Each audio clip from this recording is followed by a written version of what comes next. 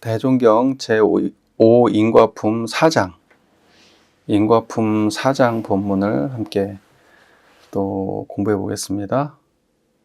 대종사 말씀하시기를 사람이 주는 상벌은 유심으로 주는지라 아무리 박다하여도 틀림이 있으나 천지에서 주는 상벌은 무심으로 주는지라 진리를 따라 호리도 틀림이 없어서 선악간 지은 대로 여견히 보응을 하되 그 진리가 능소능대하고 시방에 두루 있나니 어찌 그를 속일 수 있으며 그 보응을 두려워하지 아니하리요. 그러므로 지각 있는 사람은 사람이 주는 상벌보다 진리가 주는 상벌을 더 크고 중하게 여기나니라. 자, 이제 인과품 4장은 사람이 주는 상벌과 천지가 주는 상벌, 사람이 주는 상벌과 천지가 주는 상벌. 이 천지가 주는 상벌은 진리가 주는 상벌하고 같은 말로 쓰이고 있네요. 여기서 보니까 천지가 주는 상벌로 얘기했지만 마지막엔 진리가 주는 상벌 이렇게 얘기했으니까, 자, 그 두 가지에 대해서 이제 이야기를 해보겠습니다. 이 상벌이라고 하는 개념은 뭐냐면 인과적 결과물이겠죠. 인과적 결과물, 상이 되기도 하고 벌이 되는 인과적 결과물.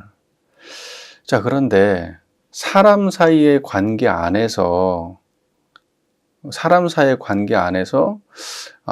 이거는 고마워, 이거는 미워, 이건 옳아, 이건 잘못됐어. 이제 이러한 그러한 수많은 인과적 결과물이 우리 삶에 펼쳐지죠. 네, 근데 그거는 다 유심으로 주는 거죠. 유심으로. 여러분 인간관계를 해보면 알겠지만 누군가에게 내가 세상을 향해서 또는 누군가에게 좋은 일을 한다고 하지만 세상에 내가 원하는 만큼 반응해 주진 않아요. 여러분 이제 결혼하신 분도 계시지만 결혼하신 분들 생각해 보세요. 여러분이 그 부인을 위해서 뭔가 노력을 하셨지만 부인의 반응은 시큰둥할 때가 많지 않습니까? 너무 당연한 거고, 당연한 거에 대해서 무슨 반응을 해줘? 이제 이렇게 생각하고 탈 때 섭섭함을 느낄 때가 있지 않습니까? 이게 마치 내 얘기하는 것처럼 건데 저는 그렇지 않습니다. 우리 정토님께서는 훌륭하게 반응을 잘해 주십니다. 네, 이것이 영상이기 때문에 저도 어느 정도 화장을 해야 돼요.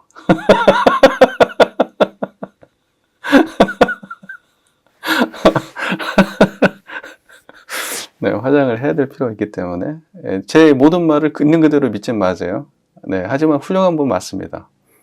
뭐 웃자고 하는 소리고, 모든 세상 사람들은 유심으로 주고받지 않나요? 유심으로 주고받지 않나요?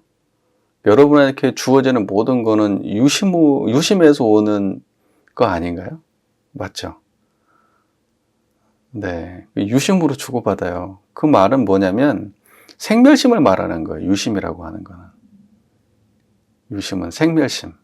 그러니까 생멸심은 한계가 있어요. 예를 들면 우리가 교당에서 이거 딱 이 얘기 들으면은 마치 우리 사업 성적이나 또는 공부 성적 이제 이런 것과 관련돼서 생각을 꼭 하게 되는데, 사업 성적이나 공부 성적 같은 것이 우리에게 주어질 때 그럼 이제 논란이 많잖아요. 논란이 많아요. 왜냐하면 그게 유심으로 주어지는 거라 그래요. 받는 사람도 유심으로 받고요, 주는 사람도 유심으로 하니까 그래요. 그 말은 다른 말로 말해서 그 안에는 원근친소에 끌려 있는 그러한 부분들도 많다는 거예요. 유심이니까요. 유심은 반드시 끌려 있어요, 어딘가에. 원근친소에 끌려 있어요. 그것도 12이해를 또 명료하게 분간하지 못하고 12이해를 판단하는 차이가 나요. 그러다 보니까 사업 성적이네, 공부 성적이네, 이제 이런 거 나오면 그 사람들이 자꾸 이렇게 의견이 분분하고 갈등이 생기는 거예요. 이건 조사를 받아야 돼. 그러니까는 제일 깔끔한 게 뭐냐, 그냥 시험 쳐가지고 하는 거예요. 그냥 50점 커트라인 넘었어요. 49점 커트라인 못 넘었어요. 그냥 이렇게 뭐 예를 들면 뭐 헌금금 내가지고 예를 들면 헌금 사업성적은 헌금금으로만 결정하면 깔끔한데 그게 꼭 그렇게만 사업성적이 아니고 또 저기 뭐냐 그 현물로만 하는 것만 사업성적에 들어가는 게 아니라 교당에서 노력하고 봉사하시는 것들도 현금화 해가지고 우리가 사업성적으로 다 계산을 해드리잖아요. 그런 것들도. 근데 이제 그러면서 차이가 날 수가 있는 거지.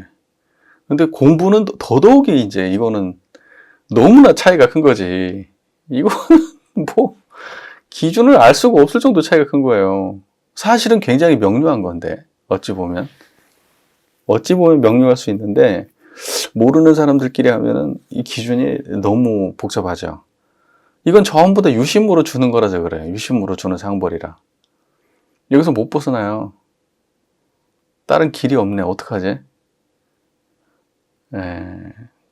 그래서 대종사께서 말씀하세요. 그러니까 사람이 주는 상벌은 유심으로 주는 줄 아무리 박다해도 틀림이 있다.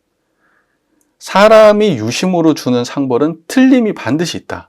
근데 사람들은 뭐만 보고 살아요? 천지가 주는 상벌은 안 보죠. 뭐만 보냐면 사람이 주는 상벌만 보죠. 우리가 알 수 있는 거는 사람이 주는 상벌밖에 몰라요. 사람이 주는 상벌만 보고 살아요. 그러니까 여러분은 사람이 주는 상벌만 보고 살지 마세요. 그러면 이제 인과에 매한 사람이 되는 거예요. 사람이 주는 상벌만 보고 사는 사람은 인과에 매한 사람이 되는 거예요.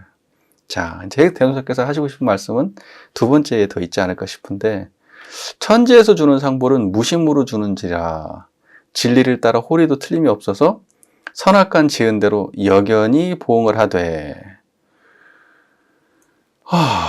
그러니까 이게 무슨 말이냐면은 천지가 주는 상벌은 무심으로 준다 이렇게 얘기했는데, 자, 천지와 무심은 다른 건가요? 그러니까 천지와 무심은 다른 거예요? 자, 다시 이렇게 얘기해 보죠. 대종사께서 천지은에 대해 천지은을 얘기하실 때 이렇게 말씀하셨어요. 하늘은 비록 공허하고 땅은 침묵하여 직접 복락은 내리지 않는다 하더라도, 이렇게 말씀하시거든요. 그러니까 하늘과 땅은 직접 복락을 내리는 존재가 아니다 이란 말이에요. 그런데 여기에서는 천지에서 상벌을 주는 것으로 말씀을 하시거든요.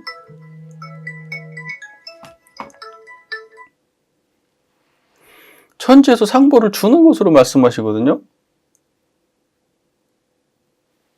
그러니까는 생각을 한번 해보세요. 천지에서 상벌을 준다? 근데 대종사께서는 천지는 상벌을 주는 존재가 아니다 이렇게 말씀하셨거든요. 그러면 그때의 천지하고 이때의 천지는 다른 천지예요. 그러니까 실제로 우리가 물리적 천지를 여기다가 천지라고 말씀하신 게 아니에요. 저 하늘과 땅, 우리가 지금 물리적인 하늘과 땅을 천지라고 말씀하신 게 아니라고. 여기서 이해가 되세요?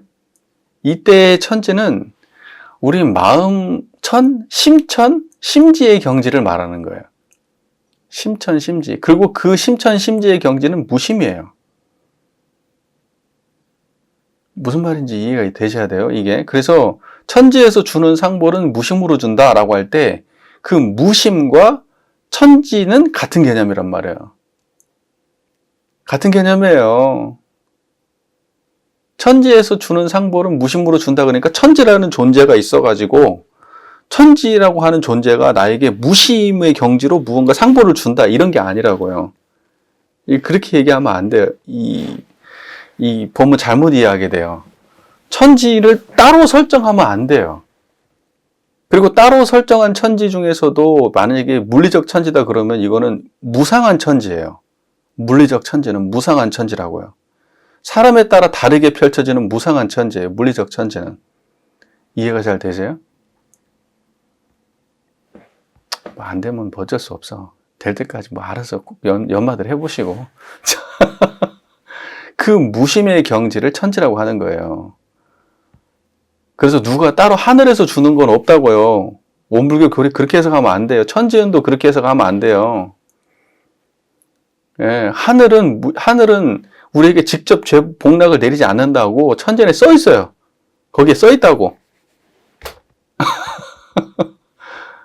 예, 저 하늘은 그래요. 그러니까 저 하늘에서 무슨 죄복이 내온다 이렇게 하면 안 돼. 그래서 천지 보온의 결과가 어떻게 됐어요?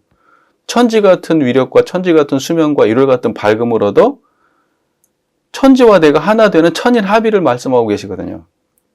그래서 내가 곧 천지가 되고 천지가 곧 나가 된다. 그래서 인천대중과 세상이 곧 천지같이 우대한다. 이런 말씀이 나온단 말이에요. 천지 보온의 결과에. 그러니까 천지와 내가 둘이 아닌 경지는 무심이에요. 그러니까 지극히 밝고 정성하고 공정하고 순리자연하고 영원불멸하고 기룡이 없고 뭐 응용에 무념한 이러한 것을 담지한 내 내면의 경지가 천지의 경지예요. 그러니까 그 무심이라고 하는 게 천지란 말이에요. 다른 게 아니고. 우리 교리 해석에 그렇게 해석해야 교리가 딱 맞아요. 이게 정전하고. 그러지 천지라고 하는 걸 상정하는 순간 저 천지는 무상한 천지가 돼요. 그러지 절대적인 어떤 뭐 신적인 어떤 이런 존재가 있는 것처럼 그렇게 생각하면은 그건 또 하나의 망상을 짓는 일이고 원불교 교리하고는 어긋나는 일이에요. 10만 8천리 어긋난다고. 10만 8천리가 어긋나. 그러니까 천지에서 주는 상벌은 무심으로 주는지라 라고 할 때 그때의 무심의 경지와 천지는 같은 경지란 말이에요. 그러니까 무심의 경지에서 모든 것이 있는 그대로 드러나는 게 천지에서 주는 상벌이에요. 그러니까 여러분 무심의 마음으로 살아가면 천지에서 주는 상벌을 받고 사는 거예요. 그런데 유심으로 살아가면 인간이 주는 상벌을 받고 살아요. 이 말이 잘 이해가 돼야 돼. 유심으로 주는 상벌은 유심을 가지고 무심이 아니라 유심.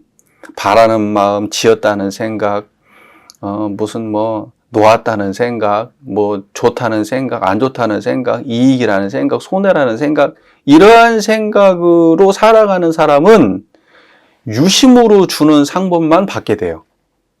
유심으로 주는 상벌만. 그런데 무심으로 살아가는 사람은 무심이 주는 상벌을 받게 돼요. 이걸 천지가 주는 상벌이라고 말하는 거예요. 자, 그러면 무심으로 주는지라 그럼 어떻게 되냐? 진리를 따라 호리도 틀림없이 그때의 진리를 따라는 무심을 따라해요. 그러지 진리가 또 따로 있으면 안 돼. 이론상의 진리 내용이 뭐가 돼 있어요? 유상과 무상 있잖아요. 그러니까 우리 원불교에서 추구하는 진리는 두 개밖에 없어. 유상적 진리와 무상적 진리 두 개밖에 없다고요.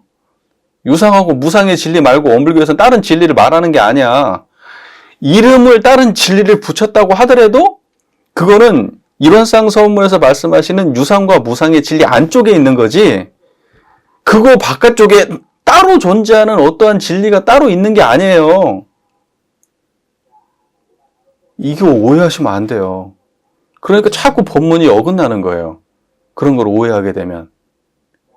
이해가 잘 되시죠? 그러면 여기서 말씀하시는 무심으로 주는지라 진리를 따라 호리도 틀림이 없어서 라고 얘기할 때 그때의 진리는 뭐냐? 이게 무심의 경지를 말하는 거예요.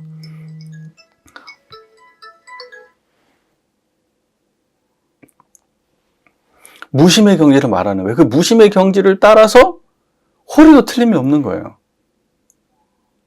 왜냐면 무심하니까 내가 거기다 분별성과 주착심을 더 씌우지 않으니까 그냥 있는 그대로 드러나는 거예요. 지은 그대로 드러나는 거라고요. 이해가 잘 되세요? 이게 천지가 주는 상벌이에요. 내가 개입하지 않아. 내 욕망에 개입하지 않고 지은 그대로 드러내 주신다고요. 우리는 인과를 이렇게 받아들이고 살아야 되는 거예요. 사람이 주는 상벌의 노예가 되어서 인과의 세계를 살아가면 안 된다고. 진리가 주는 상벌, 진리가 무심으로써 주는 상벌, 그 진리가 주시는 거를 따라서 사는 것이 원불교적 인과를 수행하는 길이에요. 원불교인이 인과를 꼭 받아들이는 방식이란 말이죠. 그래서 그 선악간 지은 대로 여견이 보응을 하되 밝게 분명히 밝게 분명히 여전히 보응을 하되, 지은 대로 그대로 나한테 이렇게 주신다는 뜻이잖아요. 갚아 응한다는 뜻이잖아요. 보응을 하되 그 진리가 능소능대하고 시방에 두루 있다. 그러니까 뭐냐면 능소능대하다는 건 무슨 말이에요? 능이 크고 능이 작다 이런 뜻이잖아요. 왜 이걸 능소능대라고 표현했을까요? 무심의 경지가 왜 능소능대야? 이거는 뭐냐면 보세요. 능소능대라는 말은 우리가 그 휴유함 자서문에도 그런 말을, 밖으로 크기로 따지면 밖이 없고 작기로 따지면 안이 없다 이렇게 얘기하잖아요. 그러니까 뭐냐면 이것은 능소능대라는 거면 아무리 사소한 거라도 이 자리에서 드러나고 아무리 큰 거라도 이 자리에서 드러난다 이런 뜻이에요. 능이 크고 능이 작다는 거는 아무리 작은 것도 이 자리에서 드러나고 아무리 큰 것도 이 자리에서 드러난다는 의미예요. 그게 능소능대예요. 그래서 아무리 작은 것 속에 아무리 작아도 그 속에 이놈이 있고 아무리 커도 이거 밖에 이놈이 있는 거예요. 무슨 말인지 이해가 되세요? 그래서 이걸 보고 능소능대라고 표현하거든요. 말로 할 때. 자, 보겠습니다. 그래서 이렇게 능소능대하니까 시방에 없는 곳이 없다. 시방에 없는 곳이 없다. 아무리 사소하고 아무리 큰 곳, 어떠한 경우를 당해도 항상 이 진리가 여전히 그대로 드러나 있다. 그러니 여기에서 모든 것이 다 드러나고 나에게 내가 지은 대로 모든 것이 이 능소능대하기 때문에 아무리 작은 걸 지어놔도 그걸 벗어날 수 없고 아무리 큰 걸 지어놔도 그걸 벗어날 수 없는 거예요. 그래서 시방에 두루 있는 거예요. 두루. 어딜 가도 이 자리를 떠나지 않는 거예요. 이 무심의 경지는, 이 진리는, 자, 그 다음에 뭐네? 어찌 그를 속일 수 있으며 그 보응을 두려워하지 아니하려. 이 자리는 속일 수 없어. 어찌 여기에서 오고 가는 걸 두려워하지 않겠냐. 못 속이니까. 속일 수 있는 거는 두려워하지 않을 수도 있겠지. 속이면 되니까. 근데 이건 못 속인다고요. 못 속여. 속일 수 없으니까 두려운 거예요. 자, 그러므로 지각 있는 사람은 사람이 주는 상벌보다 진리가 주는 상벌을 더 크고 중하게 여기나니라. 지각이라고 하는 거는 이제 이거에 대한 자각이 있는 사람을 말하는 거죠. 이러한 진리에 대한 이해가 있는 사람은. 또는 이제 이렇게 해석해 볼 수도 있어요. 무심의 경지에 대한 이해가 있는 사람은 당연히 진리가 주는 상보를 더 중하게 생각한다. 자, 보세요. 그러니까 원불교에서 말하는 인과는 어디에서 펼쳐져야지 바른 것이냐. 사람이 주는 유심으로 주고받는, 유심이 주고 유심이 받는 정도 수준의 그러한 상벌은 그건 중생계의 이야기고 온전한 인과가 아니고 반드시 어긋남이 있고 문제가 있을 수 있어요. 하지만 진리가 주는 상벌, 다시 말해서 무심의 경지가 드러내주는, 나의 지은 그대로를 드러내주는 이거는 벗어날 수 없다는 거예요. 어디를 가도 못 벗어난다는 거예요. 그래서 이거를 더 중요하게 생각한다는 거예요. 근데 이걸 진리가 주는 상벌을 받으려면은 요즘 어떤 무심의 경지가 따로 있어. 천지가 무심해서 외부에서 나한테 뭘 주는 게 아니고 내가 무심해야 무심이 주는 상벌을 받아요. 그러니까 여기서는 이거예요. 천지와 무심과 내가 한 자리예요. 그러니까 항상 법문이 헷갈리는 거예요. 이게 뭔 말인지 이해가 되세요? 천지, 그 다음에 무심, 그 다음에 무슨 자연, 그리고 받는 자. 그러니까 주는 자가 있고 받는 자가 있는데 주는 자와 받는 자가 동일인이라고. 법문이 항상 그래. 그래서 헷갈리는 거야. 이거는 지금 주종관계를, 우리가 보통 일반적으로 생각할 법문을 읽으면 주종관계를 명료하게 주는 자와 받는 자를 구분해서 할 거 아니야. 그런데 무심이 어디에 있어? 어디가 무심이냐고, 지금. 천지는 도대체 어디며, 진리는 도대체 어디냐고. 무엇이 주고 무엇이 받냐고.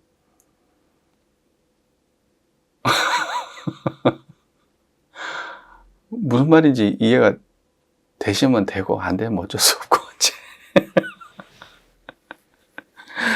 다시 한번 정리를 할게요. 인과품 4장 대종사께서 말씀하셨어요. 사람이 주는 상벌은 유심으로 주는지라 아무리 박대해도 틀림이 있다. 여기까지는 이해가 되잖아요. 유심이라고 하는 거는 반드시 생멸심이고, 생멸심은 흥망성쇠, 원근친소, 특히 원근친소겠지. 또는 시비이해. 이런 거에 대해서 반드시 상대적인 세계이기 때문에 주는 사람과 받는 사람이 차이가 생겨요. 무슨 말인지 이해가 되시잖아요. 차이가 생겨. 무상세계는 그런 거야. 무상세계는 차이가 있어, 항상. 네. 그런데, 천지에서 주는 상벌은 무심으로 주는지라, 천지가 무심으로 줘. 그 천지와 무심은 같은 경지고, 그 무심이라고 하는 건 진리를 따라서 호리도 틀림이 없이 선악관 지은 대로 여견히 보응을 하되, 그 진리가 능소능대하고 시방에 두루 있나니 어찌 그를 속일 수 있으며 그 보응을 두려워하지 아니하리요 할 때 그때 그 진리가 무엇냐라는 거예요. 능소능대한 게 뭐냐고. 하늘이 막 능소능대해요? 하늘은 저기 우주 밖으로 나가면 그 하늘은 없어. 하늘 밖으로 벗어나게 된다고. 우주 밖 대기권 밖으로 벗어나게 되면 대기권은 내 지금 보이는 시각 아래에 있는 거지 대기권 속에 있는 게 아니에요. 물 속으로 들어가면 공기를 피할 수 있어. 물 밖으로 나오면 물 밖으로 나올 수 있는 거라고. 도대체 어디에 진리가 있는데. 물리적 세계를 말하는 게 아니에요. 여기서 말하는 진리는. 영원히 어디를 가도 떠날 수 없는 거는 마음밖에 없다고. 그러니까 여기에서 우리가 보통 보면은 그 법문들 속에서 시방에 두루 있다. 편만하다. 뭐 이런 말 쓰잖아요. 그러면 그거는 다 마음짜리 얘기하는 거예요. 다 마음짜리. 여러분은 어디 가도 떠날 수 없는 거는 그거밖에 없어요. 대기권은 벗어나도 대기권 밖에 나가도 여러분은 마음은 못 떠난다고. 그 하늘은 못 떠나. 지옥에 떨어져도 그 마음은 못 떠나. 천국에 가도 그 마음은 못 떠난다고. 우리가 만약에 지금 여기서 시공간을 초월해가지고 미래를 가고 과거로 간다 그래도 지금 그 마음을 못 떠나. 환경을 바꿀 수는 있어도 마음은 못 떠나. 그러니까 환경의 차원은 작은 거예요. 여기서 말하는 건 능소능대한 거는 한계가 없는 마음의 경지를 말하는 거예요. 그러니까 능소능대하다. 그 진리가 여견히 보응을 한다. 진리를 따라서 홀림이 틀림이 없다. 천지다. 무심이다. 하는 그런 모든 말들은 다 마음이고 그 마음은 상대적으로 이 마음 밖에 따로 무언가가 있다 이런 뜻이 아니라 그것이 그렇게 한다는 뜻이에요. 그것이 다. 진리가 이 청정한 이 자리고 이것이 무심이고 이것이 여기에서 심어지고 여기에서 받게 되고 이건 호리도 틀림이 없고 어디 가나 있고 여견히 보응을 하고 그 자리밖에 없어요. 그래서 진리가 주는 상보를 더 중요하게 생각한다. 항상 이 무심해서 주고받는 것이 더 근본적이고 분명한 것이지. 남들이 나에게 뭘 갖다가 했는데 내가 그 정도까지 하지 않았는데도 받을 수도 있는 거잖아. 또는 그 이상을 했는데 못 받을 수도 있는 거잖아. 무슨 말인지 이해가 되시죠? 근데 무심한 경지는 그렇게 와도 거기에 속지 않아. 상에 내가 과하게 높은 상을 받으면 내가 과한 존재가 되거나 그러지도 않아. 그냥 내가 원래 어느 정도 지었는지 내가 알아. 실제로 주어진 상에 관심이 없다고. 무심을 가진 사람은 내가 지은 것만 내가 볼 뿐이지. 그러니까 사람은 어때요? 자기 내면에서 지은 것을 보는 게 아니고 남들이 인정하고 평가해 주는 걸 보잖아. 그런데 공부하는 사람은, 무심의 경지를 자각하고 사는 사람은, 진리에 순응하는 사람은 그런 걸 보지 않는다니까? 사람이 주는 상벌은 개의치 않는다고. 이해가 잘 되세요? 자, 그게 우리가 인과의 세계를 살아가는 상벌을 바라보는 우리의 바른 태도란 말이에요. 그게 그러니까 인과품이라고 되어 있지만 사실은 그 인과는 반드시 무심의 경지에서 운영되어야 되는 거예요. 진리를 떠나서 능수능대한 경지를 벗어나서 인과가 있어지면 안 된다고. 최소한 밖에서는 어떻게 우리를 평가하든지 자기는 안다고. 자기가 그 무심에서 자기가 짓고 받는 거를 양심이 바로 그렇게 알 수 있어야 되는 거예요. 남들이 나를 인정하지 않아도 내가 지은 거는 내가 아는 거고, 남들이 아무리 인정을 해도 내가 안 지은 건 내가 아는 거라고요. 이해가 잘 되시죠? 네. 좋은 법문 아니에요? 엄청 좋은 법문이잖아. 3번도 마찬가지잖아. 3번에서도 하늘 이야기할 때 동물들은 하늘의 뿌리를 받고 살기 때문에 마음 한 번, 몸 한 번, 생각 한 번 가지고 행동하는 것도 그 어금에 허공복구에 심어져서 제각기 선악의 언을 따라 지은 대로 과보가 나타나니 어찌 그 사람을 속이고 하늘을 속이려 할 때 그 하늘이 뭐예요? 그 하늘이 청정한 자리란 말이야, 그게. 그러니까는 지금 3번 그 3장 본문하고 4장 본문이 본질이 같은 본문이에요. 본질적으로 다른 본문이 아니에요. 그러니까 이렇게 보면은 인과품이라고 되어 있지만 사실은 성리품인 거야. 우리가 인과적으로 이야기하지만 다 그 경지는 성품자리에 대한 이야기라고요. 성품이 인과를 여실히 드러낸다 라는 말이 핵심이에요, 그냥. 성품에서 드러나는 자리는 속일 수 없다. 성품의 경지에서 드러나는 것이 가장 진실하다 라는 말씀을 하고 싶은 거잖아요. 정리해서 말하자면 맞죠? 네. 이 정도 얘기하고 얘기 나눠볼게요.